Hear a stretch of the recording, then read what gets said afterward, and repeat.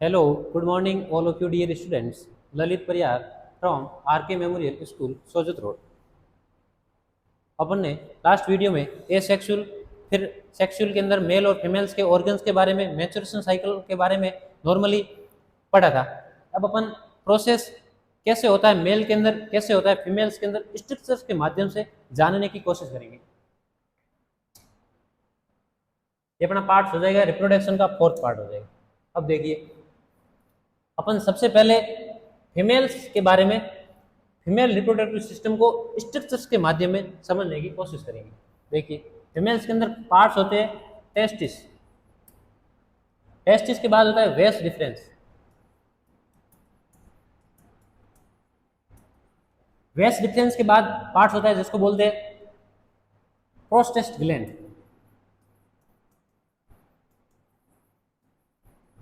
और एक और जिसको बोलते हैं शुक्राशय, वो इतनी खास इंपॉर्टेंट नहीं है। नेक्स्ट आता है पेनिस।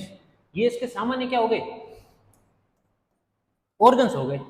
अब मैंने आपको क्या बताया कि फर्स्ट होता है टेस्टिस। टेस्टिस के अंदर किसका फॉर्मेशन होगा, टेस्टिस के अंदर किसका फॉर्मेशन होगा बताइए, स्पर्म का। किसका होगा,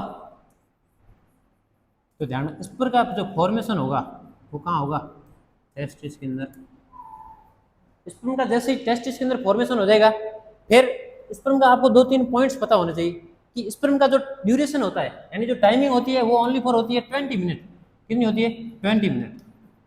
यानी स्पर्म कब तक एक्टिव रह सकता है, ओनली फॉर 20 मिनट तक एक्टिव रह सकता है।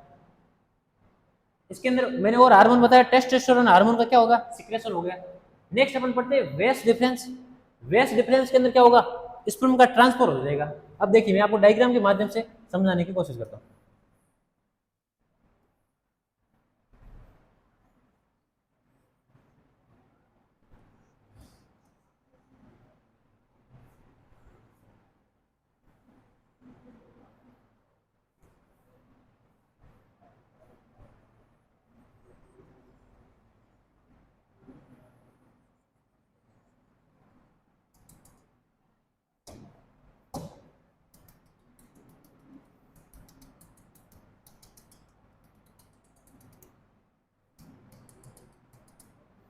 अब देखिए, ये अपन सामान्यतः डायग्राम जान रहे हैं किसके बारे में, मेल रिप्रोडक्टिव सिस्टम के बारे में।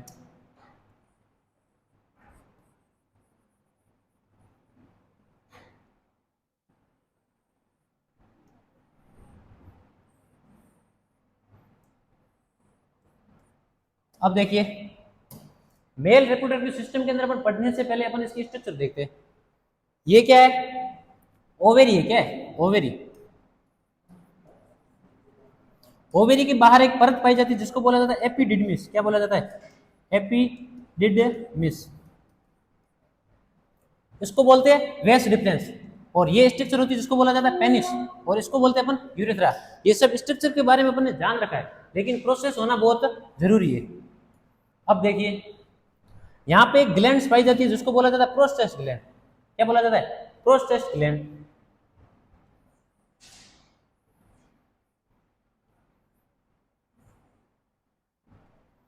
जैसे ही ये प्रोस्टेस्ट ग्लैंड होती है,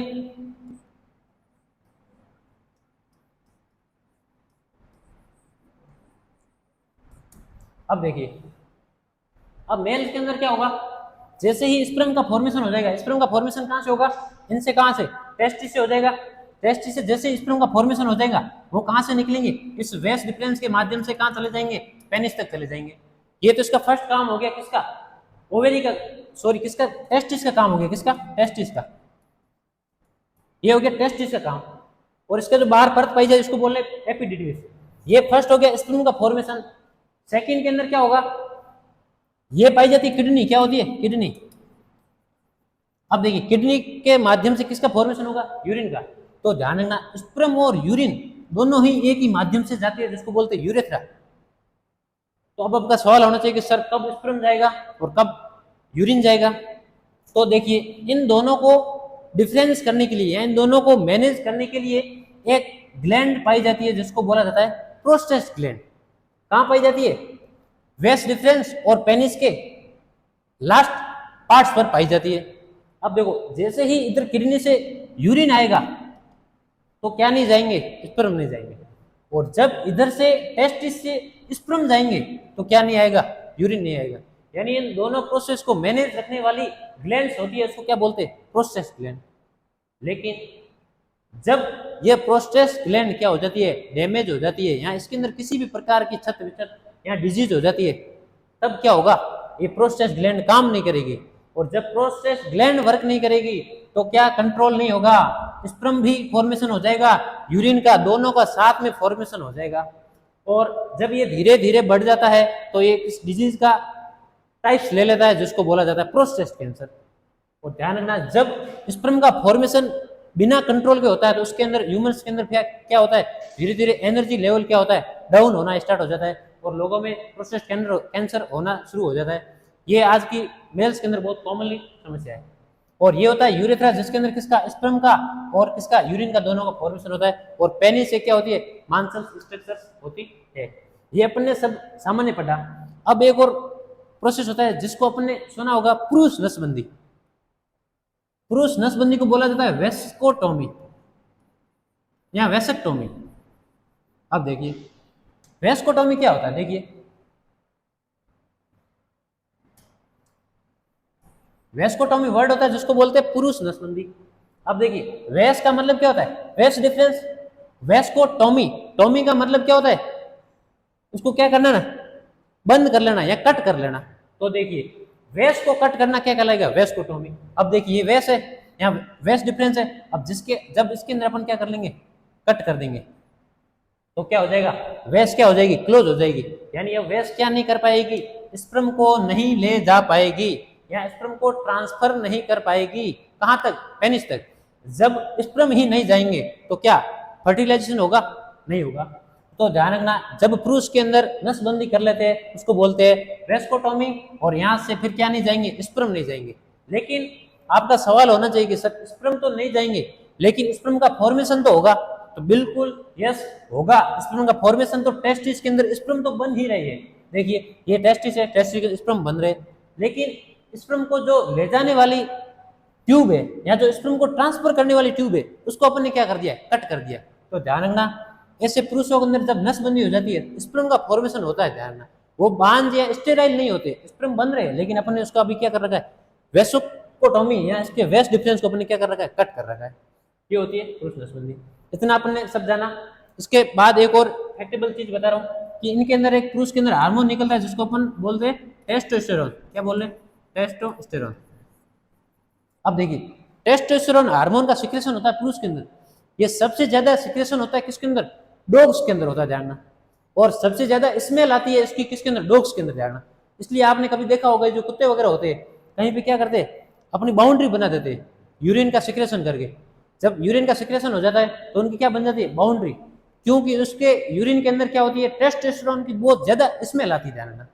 इसलिए ध्यान रखना, कभी किसी बाइक पे या कोई क्या करता है, जब डॉग्स वगैरह क्या करते हैं यूरिन का सिक्रेशन कर देते, फिर वो बाइक उस एरिया से किसी दूसरे एरिया में चले जाती है, तो डॉग्स क्या करते हैं, उसके पीछे क्या करते हैं, भागना शुरू कर देते। तो वो बाइक वाले के पीछे नहीं भाग रहे, वो किसके पीछे भाग रहे, उस स्मेल के पीछे भाग रहे हैं कि भाई तेरी तो बाउंड्री वहां थी, तेरा एरिया वहां था, तू यहाँ कैसे आ गया, ध्यान रखना। तो इसलिए ध्यान रखना कि डॉग्स के अंदर सबसे ज्यादा किसका फॉर्मेशन होता है, स्पर्म का फॉर्मेशन होता है, उसके अंदर सबसे ज्यादा क्या होती है, स्मेल होती है। तो सबसे ज्यादा टेस्टोस्टेरोन किसके अंदर पाया जाता है, डॉग्स के अंदर पाया जाता है। ये अपने सामान्यतः किसके बारे में पढ़ा, मेल रिप्रोडक्टिव सिस्टम के बारे में पढ़ा।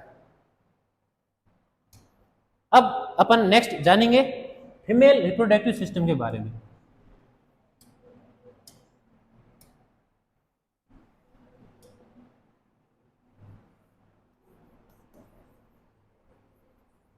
अब देखिए फीमेल्स के अंदर आपको सबसे पहले पता होना चाहिए पार्ट्स।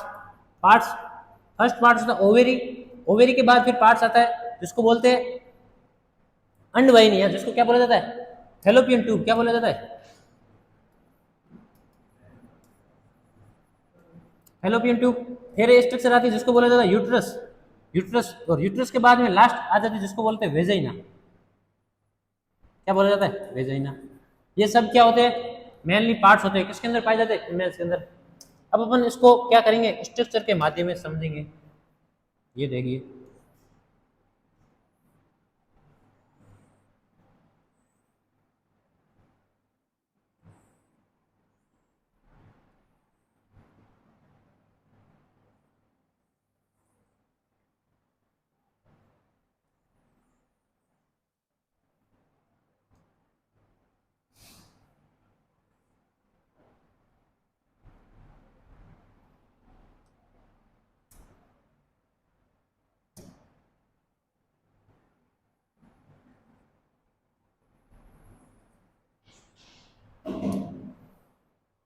अब देखिए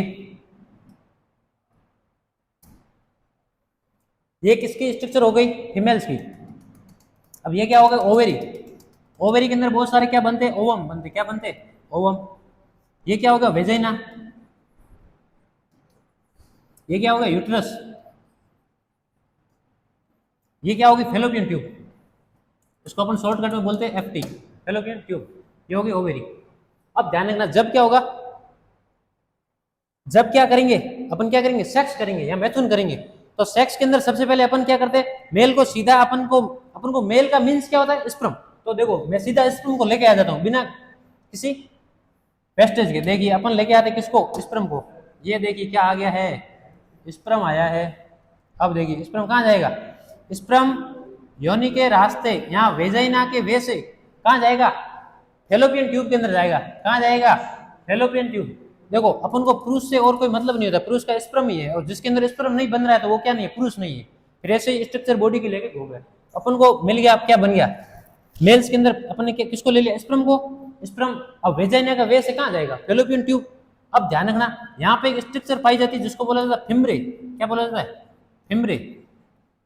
फिम्ब्रे क्या करती है, एक थैलीनुमा संरचना होती है जिसको वो किसको कैप्चर करके रखती है, ओवेरी को कैप्चर कर रखती है। और ओवेरी के अंदर बहुत सारे क्या बन रहे, वो बन रहे।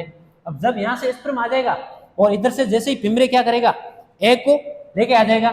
अब जब इधर से क्या आ गया, स्पर्म, और इधर से क्या आ गया, एग। अब जब ये दोनों मिलेंगे तब प्रक्रिया होती है जिसको बोला जाता है फर्टिलाइजेशन। क्या बोला जाता है, फर्टिलाइजेशन। अब देखिए जब ये ओवम और स्पर्म और ओवम दोनों मिल रहे हैं तो इसको अपन क्या बोल सकते हैं, फर्टिलाइजेशन या निषेचन। अब देखिए ये जो फर्टिलाइजेशन की प्रोसेस होती है वो होती है फेलोपियन ट्यूब के अंदर, लेकिन फेलोपियन ट्यूब के अंदर एक पार्ट्स होता है जिसको बोला जाता है एम्पुला। एम्पुला इस पार्ट्स के अंदर होती है, ध्यान। ये एम्पुला पार्ट्स मोस्ट इंपोर्टेंट है। काफी बार नीट के एग्जाम में क्वेश्चन पूछा हुआ है कि फर्टिलाइजेशन का प्रोसेस कहाँ पे होता है। अपन सभी करते थे फेलोपियन ट्यूब, लेकिन फेलोपियन ट्यूब के अंदर नहीं होता है। फेलोपियन ट्यूब के अंदर एक पार्ट्स होता है जिसको बोलते हैं एम्पुला, उसके अंदर होता है। इसके अलावा इसकी दो और होती है, जैसे एम्पुला के अंदर पाया जाता है, एक तो एम्पुला, एक बोलते हैं इनफंडिबुलम, एक होती है इस्थमस। तीन स्ट्रक्चर होती है इसके अंदर। अब जैसे ही क्या हो जाएगा, फर्टिलाइजेशन हो जाएगा और इससे एक संरचना बनती है जिसको बोलते हैं जाइगोट। क्या बोला जाता है, जाइगोट। और ये जाइगोट कहाँ ट्रांसफर हो जाएगा, यूट्रस, गर्भ के अंदर। और अब जैसे ही गर्भ के अंदर किसका फॉर्मेशन हो जाएगा, जाइगोट का फॉर्मेशन हो जाएगा। ये बन गया जाइगोट। और फिर यहाँ पे क्या हो जाएगा, डेवलपमेंट हो जाएगा, डेवलपमेंट हो जाएगा। और फिर 9th मंथ के बाद क्या होगा, डिलीवरी के माध्यम से न्यू बेबी का क्या हो जाएगा, बॉर्न हो जाएगा या बर्थ हो जाएगा। ये सब अपन ने किसके बारे में पढ़ा, फीमेल्स के बारे में। और ये ध्यान रखना, जब मैच्योरेशन साइकिल हो जाए, अपन ने भी पढ़ा है, तो क्या हो जाता है, ओवरी के अंदर एग का बनना क्या हो जाता है, बंद हो जाता है। इस प्रकार से अपन ने किसके बारे में पढ़ा, फीमेल रिप्रोडक्टिव सिस्टम के अंदर। एक लास्ट पॉइंट है कि जो अपन ने पढ़ा मेल्स के अंदर, उसको बोलते हैं वेसोक्टोमी। तो यहाँ के अंदर अपन क्या करते हैं, जब मेल्स के अंदर क्या करते हैं, नसबंदी करते हैं, उसको बोलते हैं महिला नसबंदी, और इसको बोलते हैं ट्यूबेक्टोमी। क्या बोला जाता है, ट्यूबेक्टोमी। क्योंकि अपन किसको कट कर रहे हैं, ट्यूब को कट रहे हैं, इसलिए इसको बोले ट्यूबेक्टोमी और उसको बोले वेसोक्टोमी। ये सब अपन ने सेक्सुअल रिप्रोडक्शन के बारे में जानने की कोशिश की, ए सेक्सुअल के बारे में जाना, मैच्योरेशन साइकिल के बारे में जाना, ए सेक्सुअल की सब टाइप पढ़ी, मैच्योरेशन साइकिल से ऑर्गन के बारे में जाना, फिर मेल और फीमेल्स के ऑर्गन पढ़े, फिर उनका प्रोसेस पढ़ा। इस प्रकार से पूरा अपन ने रिप्रोडक्शन के बारे में बेहतरीन तरीके से जानने की कोशिश की। Thank you for watching.